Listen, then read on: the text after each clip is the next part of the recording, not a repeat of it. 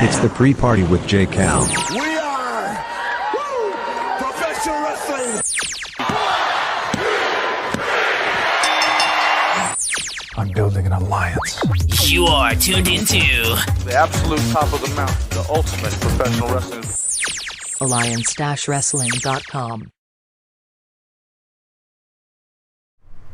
It's the pre-party! Woo! Bells, whistles, ring, ring, ring, ring. This is the pre-party. This is where we get you pumped up for the National Wrestling Alliance. Yes, this is the pre-party where we get you warmed up for NWA POWERRR. That is actually set to go live in about 1 hour on Fight TV. Make sure you get signed up for that. It's $4.99 for 3 weeks of Power plus a Power Surge. I mean, you can't beat that. That's less than $1 an episode. Everyone, welcome to the pre-party. My name is J Cal. This is a presentation of Alliance-Wrestling.com, your number one source for news and information for the National Wrestling Alliance and the United Wrestling Network.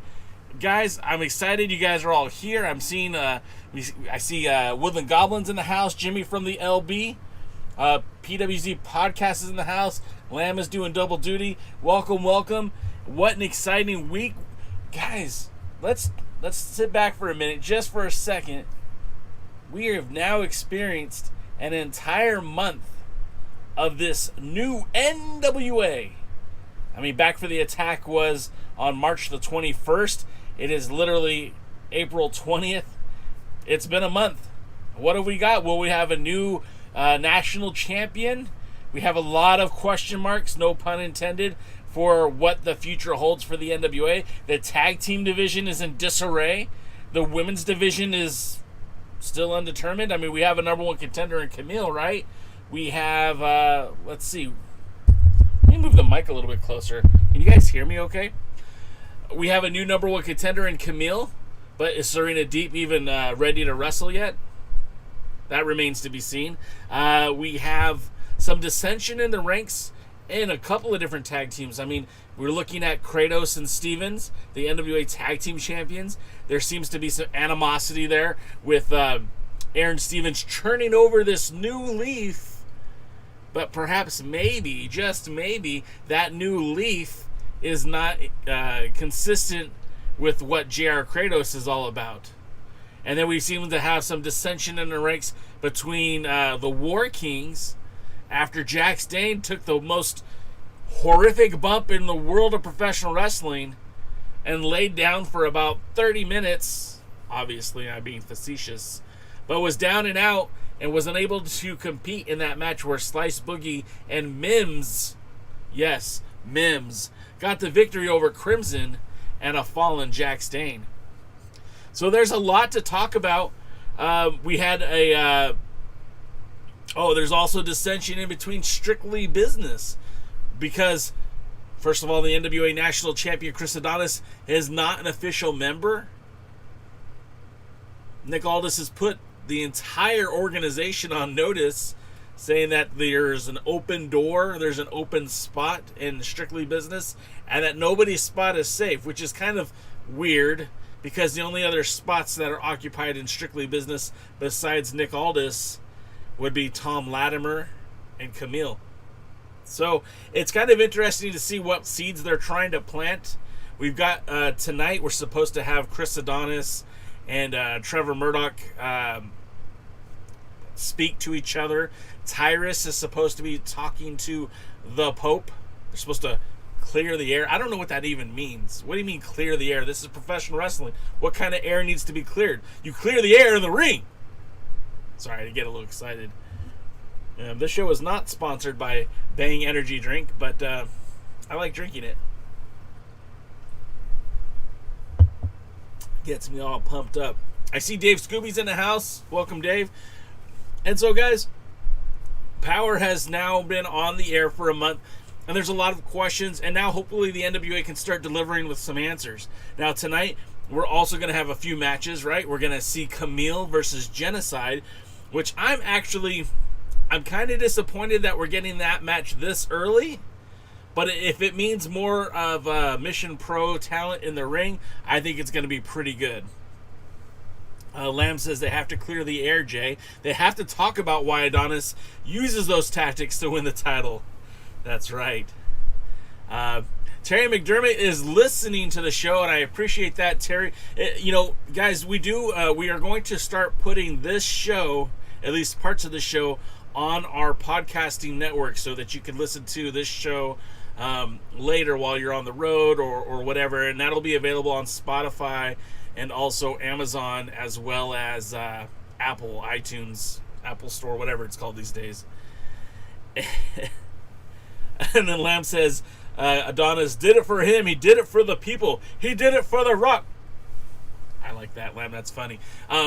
You know, the thing that it seems to be is that Adonis is trying to leverage this title victory into strictly business. Now, he's the official, unofficial member. They've made it clear that he is not in. He hasn't earned his jacket yet. But the problem is that with everybody on notice, I mean, who's in charge of strictly business?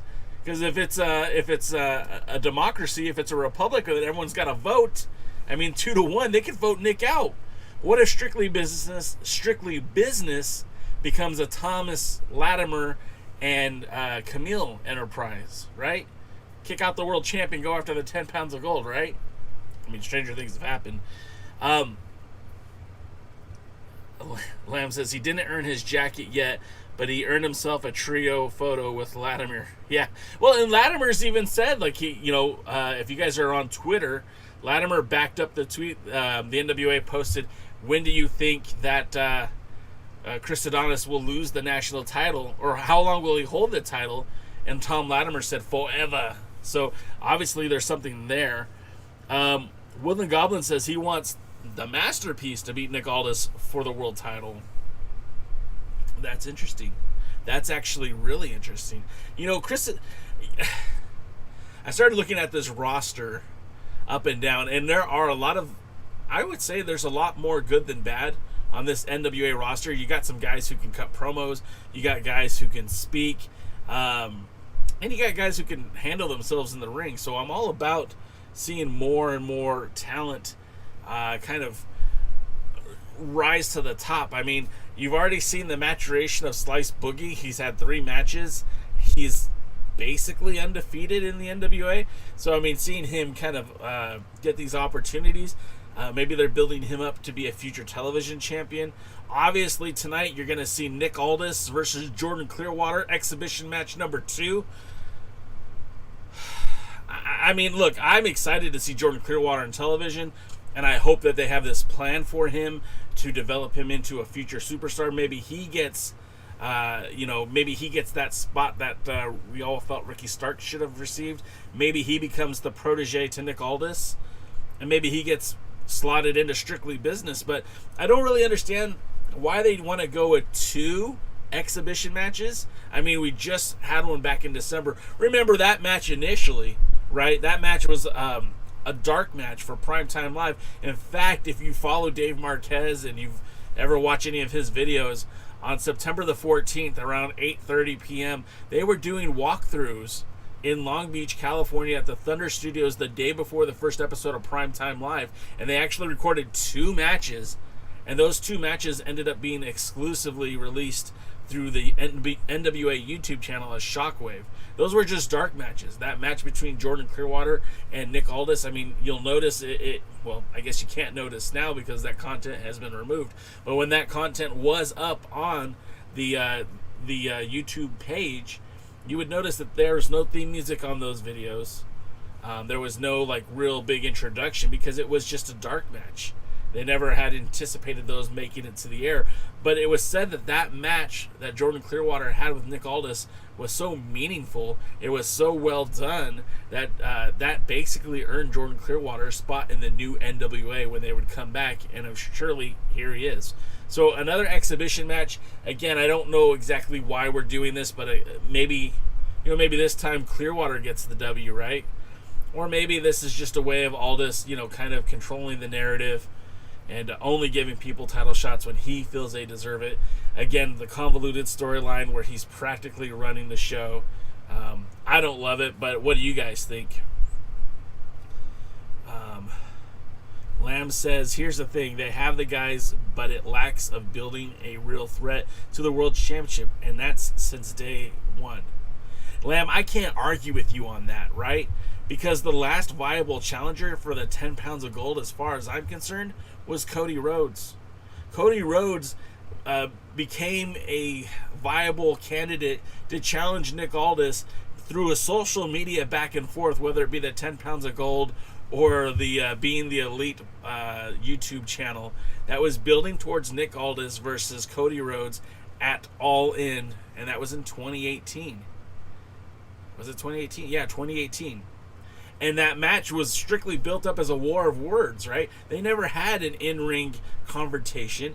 Cody Rhodes never beat anybody in the NWA because really there wasn't much of an NWA at that point. But that match propelled the National Wrestling Alliance to the next level. That match, Cody versus Nick, and even Nick lost. And it still propelled him as a bigger star after losing to Cody than he was before he even wrestled Cody. And that's saying something because he was the Impact World Champion. He was the Ring Con King World Champion. He held the Pro Wrestling Noah Global Honored Crown Tag Team titles with Samoa Joe.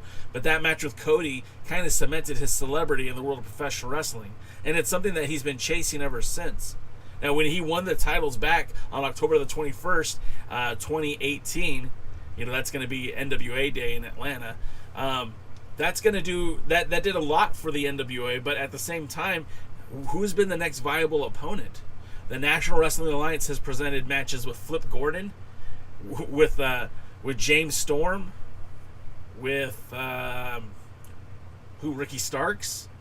Oh wait, that was an exhibition match. With Marty Scurll. I mean, the NWA as itself hasn't presented a viable world heavyweight title challenger. Someone said Tim Storm. Lamb said Tim Storm. Tim Storm definitely is a viable challenger. Definitely, you're correct. Tim Storm definitely deserves that respect. Tim Storm definitely deserves that that compliment because he is definitely a viable challenger. Even at his advanced age at 56, I'd still pay to see Tim Storm wrestle Nick Aldis. But outside of that, what have you got? Ricky Morton?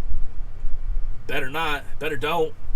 I'm just saying that I really feel like the NWA hasn't done a great job of building up a challenge to Nick Aldis. And hopefully that changes soon. I mean, we're seeing there's a little seeds dropping here that maybe Trevor Murdoch might be the next guy.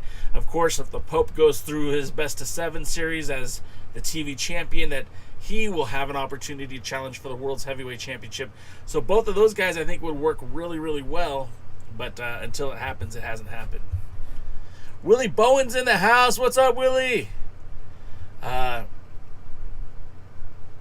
Lamb says Clearwater impressed and he gets another shot. Hope he gets some spotlight and not get destroyed. I mean, he can't go out there and get beat up like he did by Paro. He has to put on some sort of... he needs to put something together tonight. Because if he goes out there and gets beaten up again like Paro did, I mean, what's the point of even showing up to the NWA anymore? You're done. And I know it's Nick Aldis. I know he's the world champion. But in an exhibition match, if you can't show a little bit of shine... left leg, hospital, right leg, mortuary. If he can't knock out, and I don't mean actually knock out, I mean if he can't get some kind of offense going against Aldis, I mean, I think his run in the NWA would be coming to a close. Like I said, Willie's in the house. NWA Gold is here. Shawn is here. Shawn says, do all Aldis matches need to be title matches? That's a great question, and my answer to that is no, they don't. I don't feel like Aldis has to defend the title every time he goes out there. Hey, Fiona's in the house. Hey, Fiona, welcome. I think Aldis needs to just have the right kind of matches. If he's going to wrestle Jordan Clearwater, that doesn't need to be a title match because who has Jordan Clearwater beat? And I don't mean that to sound abrasive or rude, but he hasn't beaten anybody to deserve a title shot. But the champ should still be should still be wrestling on a somewhat regular basis. But no, not every match I feel he goes out there needs to be a title match. In fact, I feel like Aldis should be defending the 10 pounds of gold more outside of the NWA than inside of the NWA. I think pay-per-views, yes. I think special matches on Power, like once a month or once every 2 months, yes. But I think the majority of the time, Aldis should be proving that he's the world champion by going from pillar to post, right? All over the world. Not just the United States, not just the independents here in Southern California or Georgia or Tennessee, but he should be wrestling everywhere.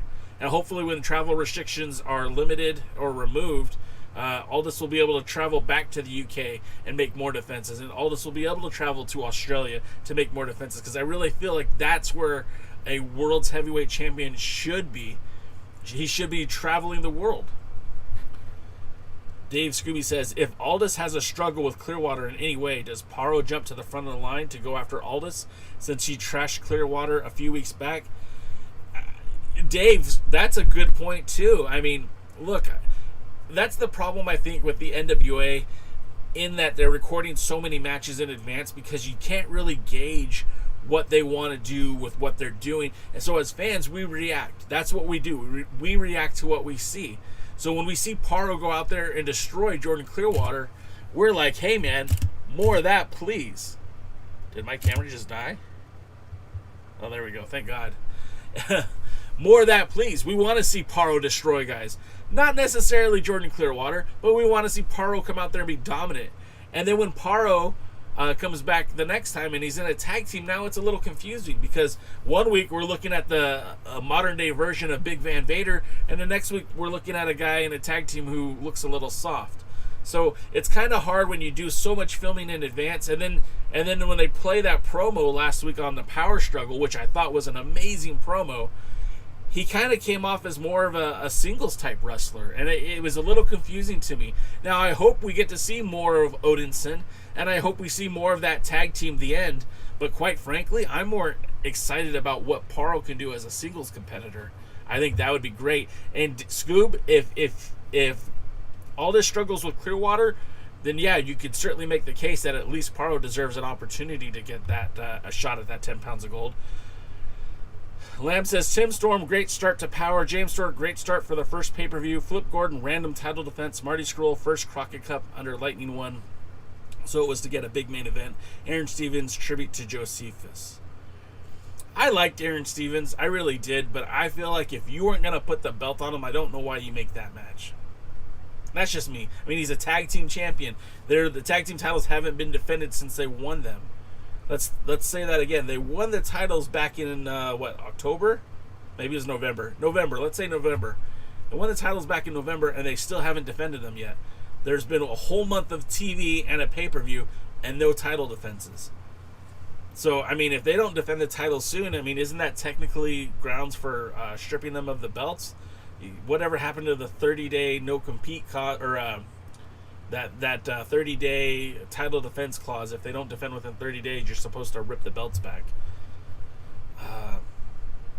Sean says, I think Eli versus Aldus was the plan. I agree that I think that was the plan all along, but they were slow to pull the execution on that. And when, and again, I do blame a lot of these, a lot of the things that fell apart for the NWA, I blame directly on COVID. If we weren't facing a worldwide pandemic and lockdowns, and it was the NWA being unable to produce television for nearly a year, all of that stuff, it did weigh into it, right? I mean, if things would have played out the way they were supposed to, were we going to get Marty Scurll as world's heavyweight champion? I mean, if I grabbed my 8-ball and shook it, it would say all signs point to yes. But we don't know how long that would have lasted. Would the tag team champions have changed at the Crockett Cup? They were talking about putting those titles on the line during the tournament. Would Zicky Dice have held that TV title as long as he did? Would Ricky Starks get another run? I mean, there's so many what-ifs had the global pandemic not put everything on pause. So it's kind of hard to say, but yeah, I think Eli Drake was going to be built to face Nick Aldis. I mean, they were almost like a mirror image of each other, right? You had Nick Aldis and you had Eli Drake, both of them former Impact champions. Both of them kind of made their name elsewhere, but great promos, great bodies, great effort in the ring. Two dudes who could go. And I think had they been given more time, that would have been a money match that we were all going to get. Yeah, thanks, Ron. Thanks for the beard compliment. Yeah, so I really do feel like that could have been better. But again, COVID-19 kind of threw that into the plans. Lamb says if Paro jumps into it already, would be interesting, but he doesn't see it. Yeah, I don't think it's going to happen either.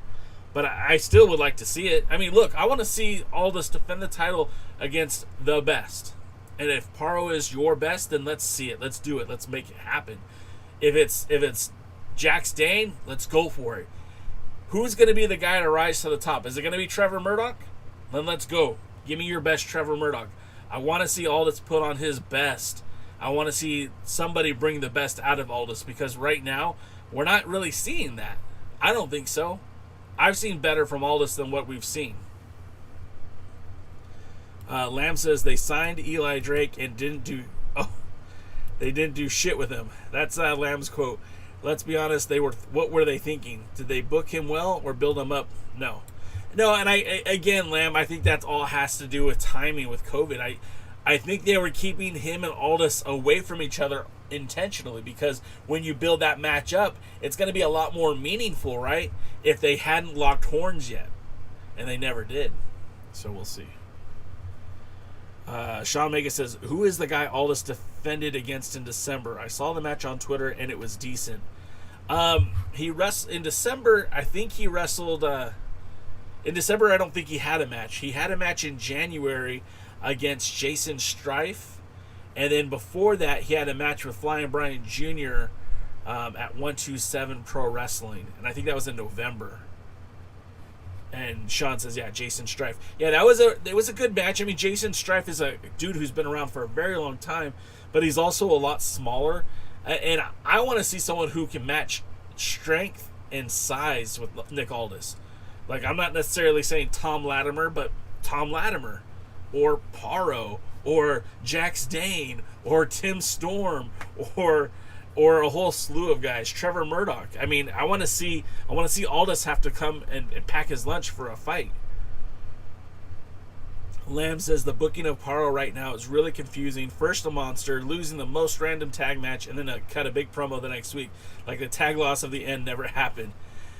Yeah, Lamb, and I think that's what it is, right? I think there was, I don't know which direction they want to go with him, right? Because if you're booking Paro as a singles wrestler, that promo was money. That match with Clearwater's money. Now put him out there again and have him face somebody who else he could destroy. You know, who else can you put in front of Paro to have him just go to town? Or keep him in a tag team and let that tag team become more dominant and get some victories and maybe challenge for the tag titles. Either way, I think Paro is an asset to the company. They just need to figure out what they want to do with him and then go with it. Doty's in the house.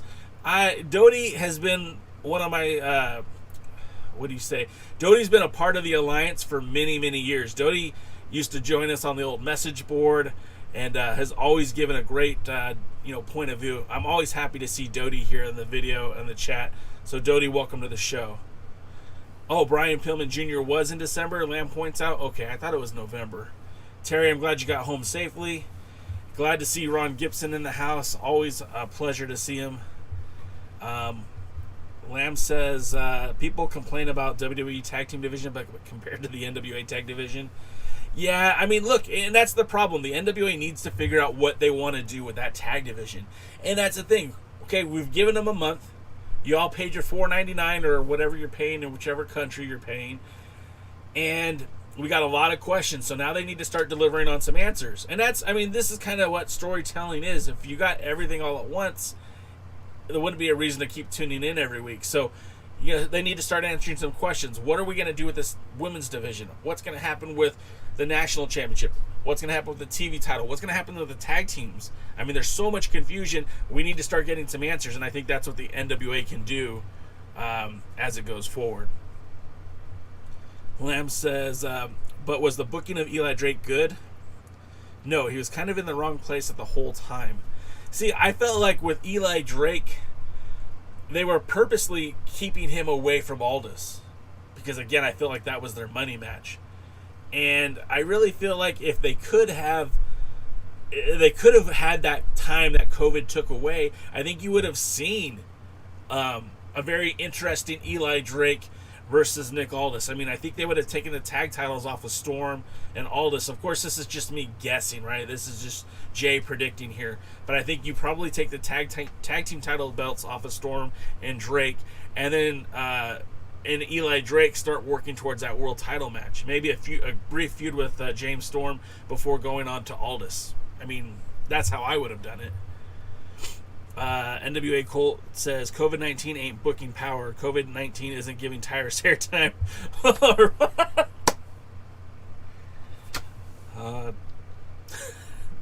Tim, you're the best. You're right. COVID-19 didn't book power. They aren't giving us Tyrus or Plunkett and Mims matches.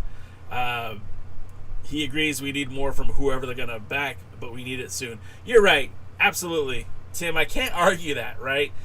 NWA definitely needs to take the reins of this chariot that we're all riding on and right the ship, if you will. There needs to be some consistency in terms of storyline and booking, because like I mentioned early on the pay-per-view, there seems to be just some dissension between Kratos and Stevens, and then the next time they're being interviewed, it seems like they're a cohesive unit, and then the third time they're on camera, it even seems like Aaron Stevens is already kind of slipping back into that character who is a little bit more of a heel than a babyface. So sure, I agree with that. Shawn Megan says Strife should be in the NWA. I don't disagree with that, but I think the problem with Jason Strife is he's just not... He doesn't check all the boxes, right? The NWA wants heavyweights. I mean, they made it perfectly clear. They're looking at heavyweights. And the roster that they're building is jacked with heavyweights, especially guys who can cut promos and are heavyweights. But there is a Matt Cross on the roster. There is room for guys who aren't heavyweights. So maybe Jason Strife is a guy who could come into the picture later. But also, with that being said, he lives in, I think, Iowa or maybe Nebraska, where the NWA shoots in Atlanta. You know, I think they're going to tend to find more guys like Jason Strife from Florida, Atlanta, North Carolina, as opposed to flying a guy out from, Iowa. I mean, that's just what I think. Doty's just said bring in Moonshine Mantel, and I couldn't agree more with you. Lamb says, to say that COVID-19, the pandemic stopped something is a weak excuse, to be honest. They couldn't book the main event and tag division well before and in the pandemic. I really feel like the tag division has been its weakest link all along since NWA's return. We had this really cool tag team, the Wild Cards. You had Homicide and Kingston, two really good tag teams, and then you had it was a drop off after that. The Dawsons were okay. I know some people loved them, some people hated them. I was very indifferent about them. And then you brought in the Rock and Roll Express. I felt that was kind of trite and very pandering to that NWA audience, pandering to that Atlanta fan base. But, I mean, they still got a pop, right? So you can't really argue with a pop. But at the end, it was long term. Like, it wasn't really built to last. The guys who are in their 60s aren't meant to hold titles for a very long time. I mean, personally, I wouldn't put anyone who's 60 years old as a champion. But I digress. Shawn Megan says, just cut the tag division or give the titles to AEW Dark. Well, Shawn, I don't think they're going to be giving any more of their IP away. I mean, having the Women's World Championship in AEW was kind of a blessing at first, but now that they're back, they don't even have an opportunity to showcase that title. Hopefully, when Serena Deeb is healthy enough, that title will come home. But I mean, now you're talking. If you're watching AEW Dark, Thunder Rosa is now going after both championships. She's got her target set on Serena Deeb, and the AEW champion. I don't remember her name, so I apologize for not having it. Doty says, as always, one thing still not changed much since the pre-COVID is NWA Power have a women's division that's more interesting than the World Championship thanks to Thunder Rosa.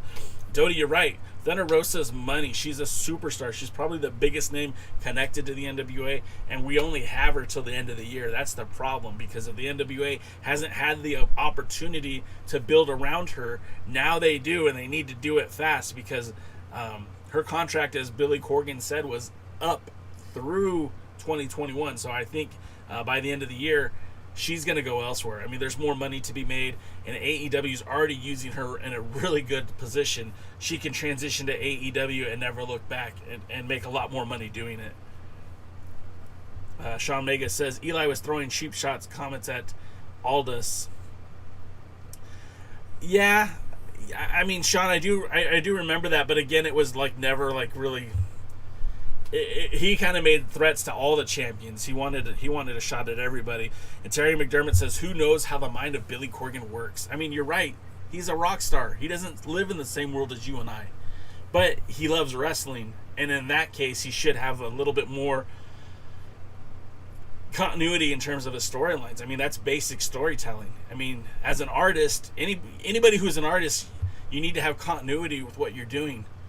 You could change, you could do everything different, but there needs to be some continuity. You need to keep your audience enticed. If every song sounded like Cherub Rock, Smashing Pumpkins wouldn't have had so many hits. The plan was to at one point have Starks and Zicky win the Wild Card Battle Royal and go after the tag titles. I mean, that would have been kind of interesting. I don't remember. I remember them. I remember that discussion, but I don't remember how that was going to come about. Mark Reviews is hyped. Brother, I'm hyped too, man. I really feel like NWA Power, we're going to start getting some payoffs here to some of the stories that they started, and I'm excited. I think we're going to have a good show tonight. Dodie says, not just because Rosa is a great wrestler, but she also brings her Mission Pro talents to fill the void of the women's roster after the COVID exodus. Dodie, you're right, and that's why she is such an asset, and it pains me that she won't be a part of the NWA for very long, and I feel like that's why they need to maximize these opportunities now. They really need to put her in a position, again, I'd put the Women's Championship on her right now. As soon as Serena Deeb is cleared to wrestle, and put the title on her. And I'd also start using these Mission Pro wrestlers a lot more fluidly. And again, like tonight, we're getting Kamille versus Jennacide. I feel like that's a match that should have been built up for a pay-per-view. I mean, there is no other woman on the roster who stands 5'10", who can probably match power for power with Kamille. If this match is a squash, I'm going to be very, very sad. Again, I want to see Kamille be built up to be a superstar, but I think a talent like Jennacide, you know, you can't teach size. You just can't. Dodie says, bring Moonshine Mantel. Yes, I really would like to see Moonshine Mantel here. Shawn Megan says, Konnan wants to work with the NWA and AAA wrestlers are small. I mean, look, yes, you are correct.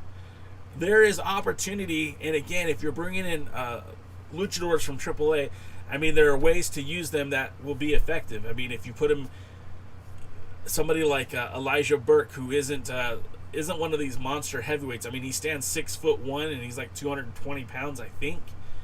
Still much smaller than most of the guys on the roster. But there are ways to use special attraction matches.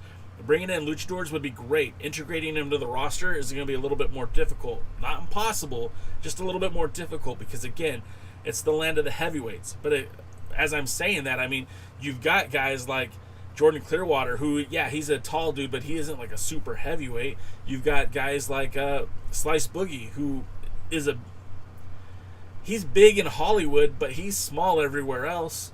And then you've got guys like Matt Cross, who, I mean, is a phenomenal athlete, 40 years of age, still can do flips and dips and all kinds of things in that ring.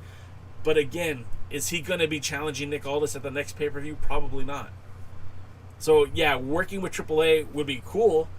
And I think you could do some exciting things, but it doesn't necessarily mean that you're going to completely integrate the rosters and make them, you know, partner up. Lamb says AAA wants to work with everybody to stay alive in the pandemic. Look what happened to the Leo Rush and Cruiserweight title situation in MLW. I heard that wasn't even supposed to happen. Ron says, well, if the NWA really wants some big guys, sign Pablo Esco or maybe Bad Dude Tito. Bad Dude Tito is out there just killing it, working those Bloodsport matches with Josh Barnett. Tito is a guy who is hungry, and I don't mean to steal Pablo Esco's line, but he is hungry, and I think he could be a great addition to the NWA, whether it be as a singles competitor or a tag team, teaming with his partner Che Cabrera. I mean, Wilt Zaddies would be pretty dominant, but then I'd also, if you're asking me, yeah, I'd bring in both those guys. I'd bring in all three of them because I'd put Pablo Esco in a tag team with Slice Boogie until he gets more established. Scroll versus Aldus was going to be a huge match, to be fair, guys. I agree with you. I agree with you, Sean. I think that they were going to do a big deal with Scroll versus Aldus, but I also feel like they kind of dodged a bullet. Because if you had Aldus lose the belt to Marty Scurll, and then come June, the whole speaking out movement happened, it would have been a bad look for the NWA to have to deal with that. Who knows if Marty would have still been champion by June, but if we're talking if he won the title at the Crockett Cup in April, then it would be a weird look for the NWA, and I think they're really lucky that they dodged a bullet on that. Woodland Goblin doesn't seem to be a big fan of Bad Dude Tito with the bad dud. And Woodland Goblin agrees, build up that women's division. Ron says Kamille's still a little green. She is. And there's no denying that. But putting her in a match with Jennacide, I think this is too early. This match could have been a little bit more meaningful if they would have built it up. Just my opinion.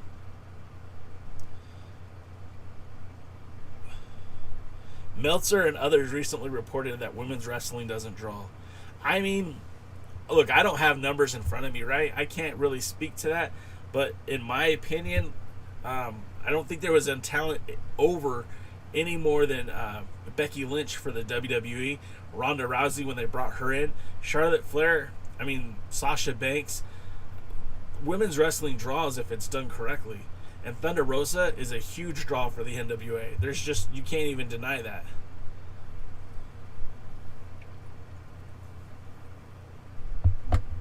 Lamb says, Bad Dude Tito wrestled for the world title at Championship Wrestling from Hollywood, episode 399, and the match was good.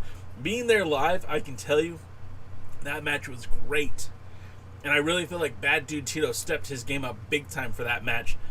I'm really surprised it didn't lead to Tito being asked to come and join the NWA when that started. And then Doty says, sign everyone who wrestled for Bloodsport to NWA, even including Josh Barnett himself. I would be on board with all of that. Chris Dickinson, John Moxley, although I know he can't, but that roster that they use for the Bloodsport is pretty solid. And remember, these are real, I know they're worked matches, but they have that vibe that it's a little bit more realistic. And I think that they're doing something that's very unique. You're not seeing those kind of matches anywhere else. I think that's a cool thing to do. I don't know how well it would translate for the National Wrestling Alliance, but I do feel like that kind of style certainly has a spot in professional wrestling. I know Bloodsport is kind of backed by Game Changer Wrestling, but imagine if that got onto a bigger scale. Look, I know Raw tried to do the Raw Underground type thing. I still think that's a pretty cool idea, but you can't really blend it with a worked show and then a worked shoot show. It just doesn't work. That's where I think Bloodsport is kind of nice to be on its own, because if I'm watching a match and I'm seeing two dudes going, hold for hold, doing Brazilian Jiu-Jitsu, locking in guillotine, chokeholds and stuff, and then the next match I'm watching Aldus do the Kingsland Cloverleaf, it just kind of loses a little bit of that je ne sais quoi, it just loses some of the mystique, and it kind of makes what Aldus is doing in the ring not as special.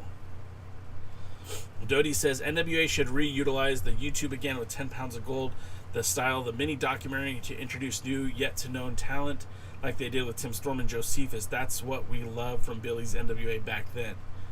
Doty, I agree with you. The only problem with that is, I'm going to tell you a secret. I think that what they did with Fight was a double-edged sword, because it gave them an influx of cash.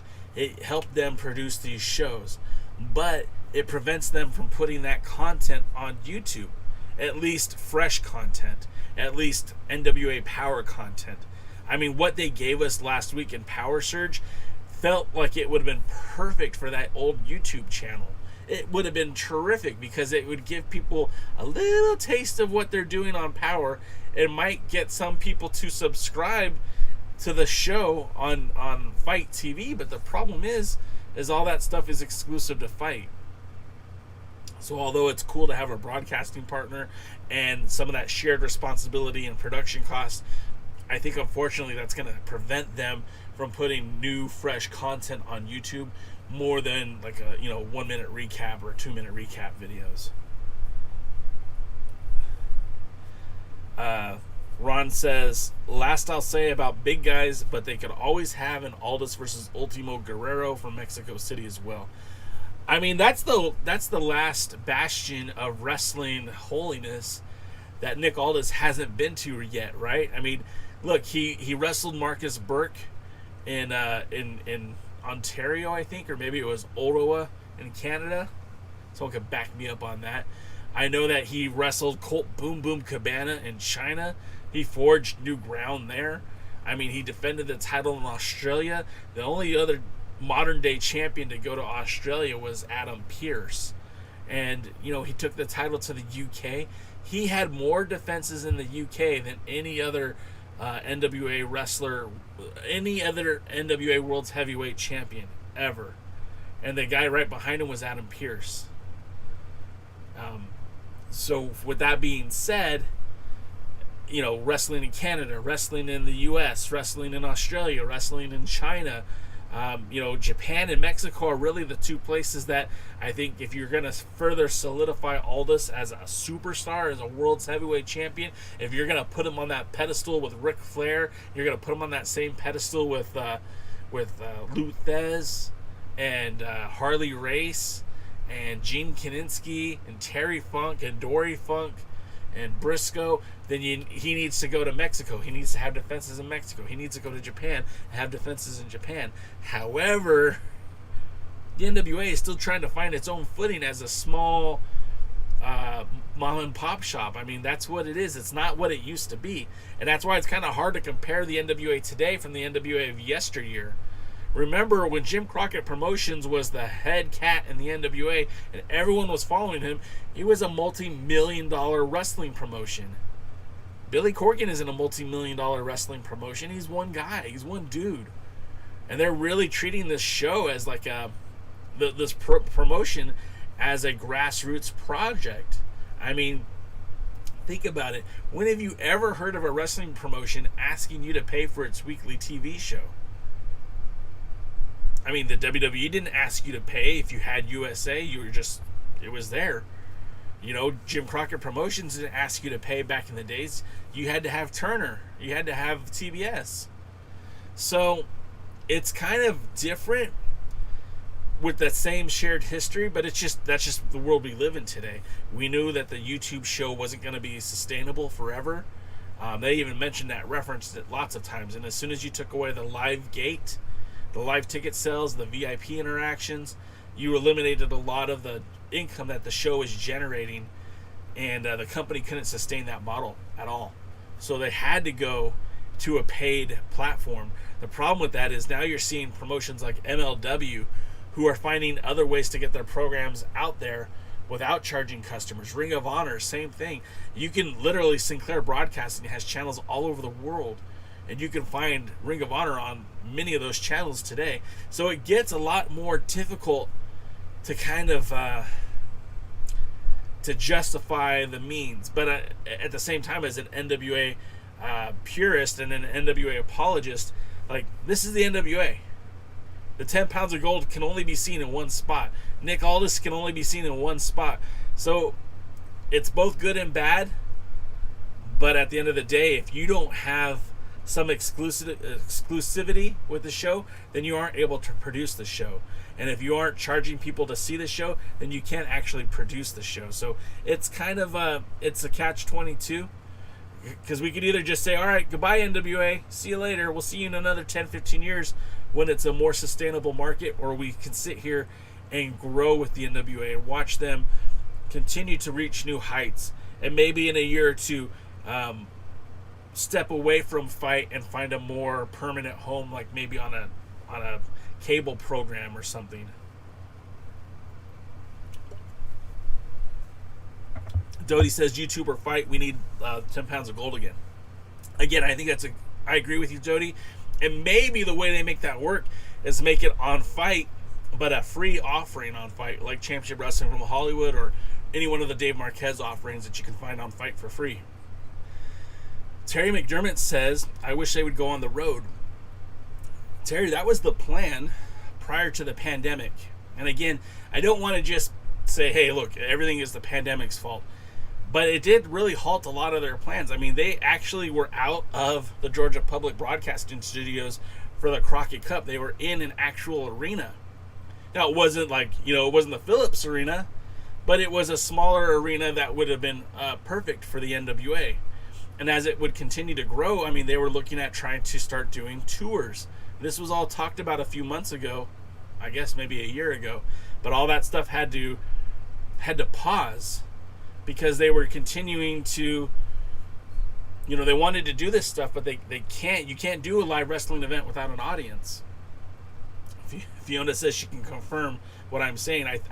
I mean, it's pretty common knowledge that they were looking at running in more and more places. Fiona said they were looking at the UK as a possibility. I mean, Aldis said that on an interview that, you know, they had some ideas of what they were going to do in the United Kingdom. But again, pandemic is going to throw a monkey wrench in all of that. So what do? You know, they weathered the storm, and now they're trying to regroup. I don't think Fight TV is going to be a long-term partnership. I mean, no one ever expressed how long this deal is for. And it could be... Oh, there goes the camera again. It could be a short-term thing. Is it dead? Sorry, guys. My camera's acting really hokey today. I don't think it's going to be a long-term solution because at some point they're going to outgrow that reach. You know, if things continue to grow. Now, that bear in mind, in order for it to grow, it needs to be good. So, for all these questions we have about the NWA, we need answers, man. We need some content. We need some growth. We need some character development. We need to see some storyline. We need some payoffs, right? So tonight, when Trevor Murdoch and Chris Adonis try to settle their score, I mean, let's settle it. Let's get a match and let's put the belt on the line and then walk away from it and continue forward. You know, don't give me Tyrus and Austin Idol talking to the Pope. I mean, look, I'll be honest. Austin Idol, he's starting to grow on me a little bit, I'll be honest. And him and the Pope, I think, would be very fun to see them exchange. But at the end of the day, just give me the match and get it over with so we can see the Pope move on to next. Doty says, from the very start, we know that Billy wanted to build the NWA slowly and with the method, but the pandemic indeed really hurt this model. I mean, it did. It just really put a pause on everything.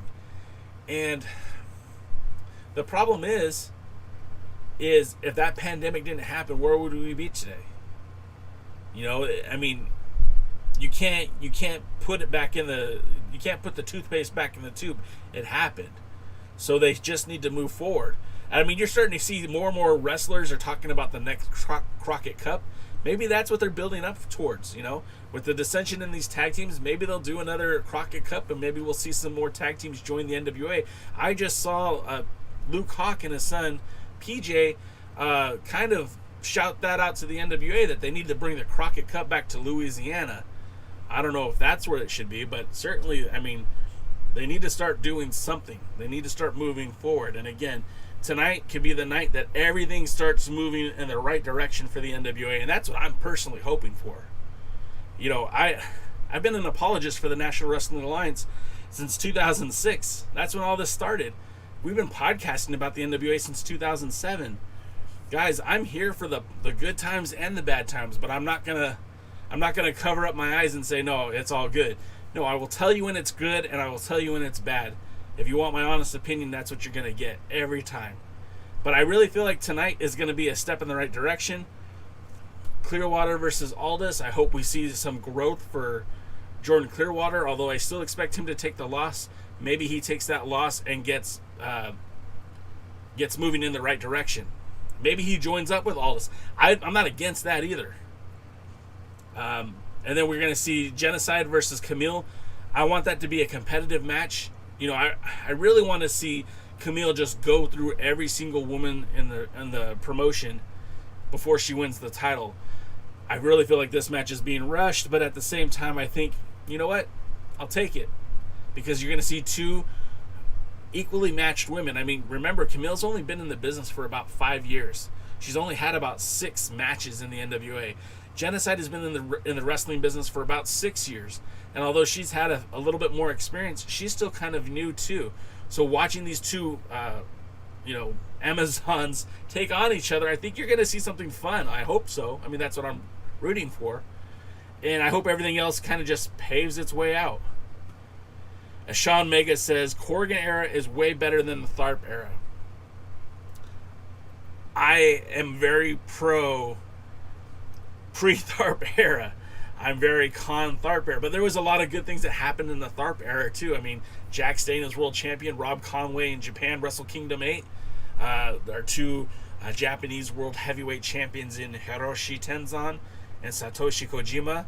I mean, Jushin Thunder Liger winning the World Junior Heavyweight Championship. Chase Owens, pre-Bullet Club Chase Owens.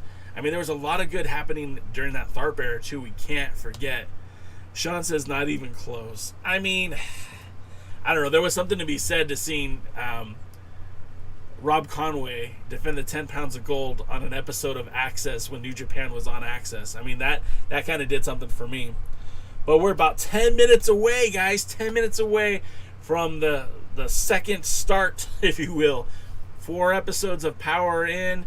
1 whole month in, we've had a pay-per-view, and now I think we're going to start seeing some payoffs. Ron Gibson says, Corgan might get credit, but if we're being honest, Logano was running the show. Ron, I mean, from my understanding is there was a lot of moving pieces, but the booking essentially was Billy Corgan. So I think when we talk about what was right with the NWA, you can blame one guy. And when you talk about what was wrong with the NWA, you could again blame one guy. And it's the same guy. It's Billy. This is his baby.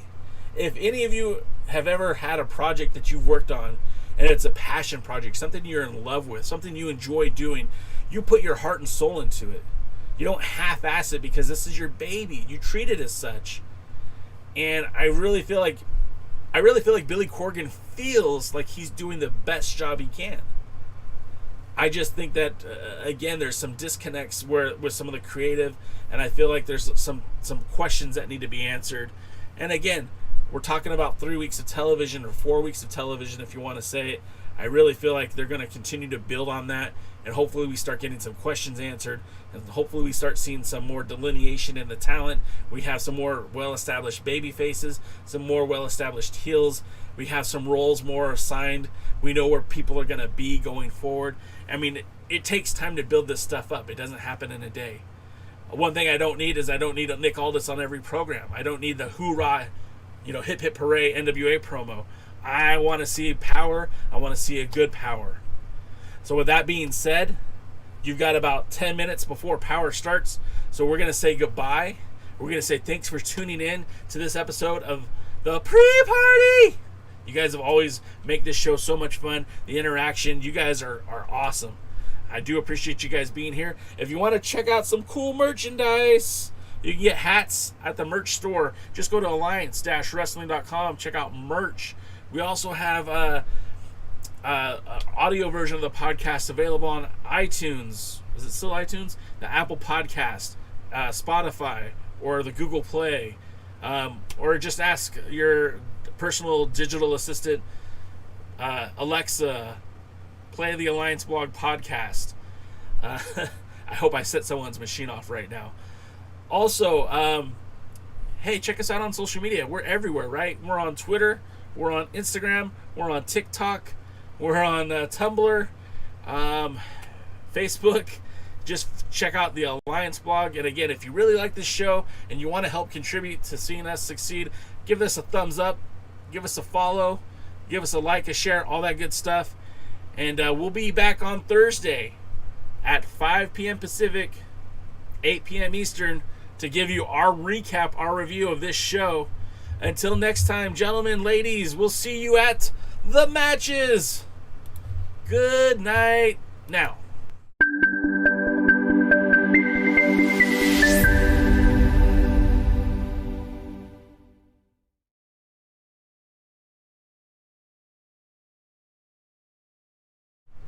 And don't forget the Discord server.